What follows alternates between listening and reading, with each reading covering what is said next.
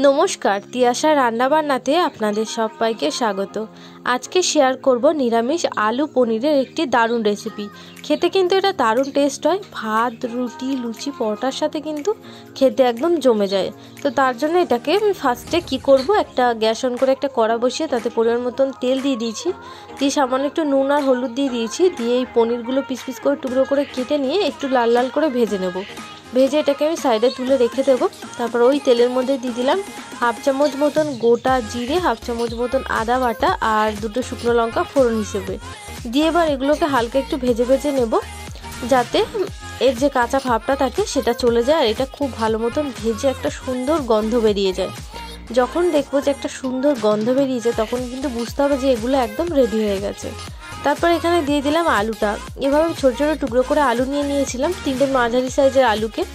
তো তারপর আলুটা দিয়ে একটু নাড়াচাড়া করে নেব, যাতে আলুটা খুব ভালো মতন একটু ভাজা ভাজা হয়ে যায়। তারপরে এর মধ্যে অ্যাড করে দিলাম দুটো কাঁচা লঙ্কা। ঝালটা কিন্তু অবশ্যই আপনারা স্বাদ মতন দেবেন, যেহেতু এখানে শুকনো লঙ্কার ব্যবহারও করেছি ওই জন্য কাঁচা লঙ্কাটা কিন্তু অবশ্যই ঝাল মনে করে দেবেন। তারপরে স্বাদ মতো নুন দিয়ে দিলাম। এবার নুনটা দিয়ে আবারও খুব ভালো মতন কিন্তু কষিয়ে নেব। দেখুন প্রায় 2 মিনিট মতন এটাকে খুব ভালো মতন একটু কষিয়ে নেব আর একটু হালকা ভাজা ভাজা করে নেব।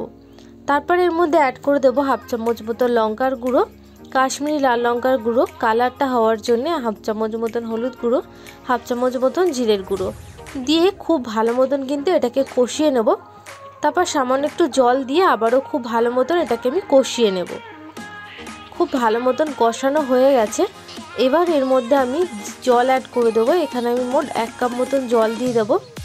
এবার জলটা দিয়ে ভেজে রাখা পনিরের টুকরোগুলো কিন্তু এর মধ্যে অ্যাড করে দেবো। পনিরের টুকরোগুলো এর মধ্যে অ্যাড করে দিয়েছি। এবার এটাকে খুব ভালো মতন এর সাথে মিশিয়ে নেব। এবার 2 মিনিট মতন এটাকে ফুটিয়ে নেব। তারপর ওপর দিয়ে একটু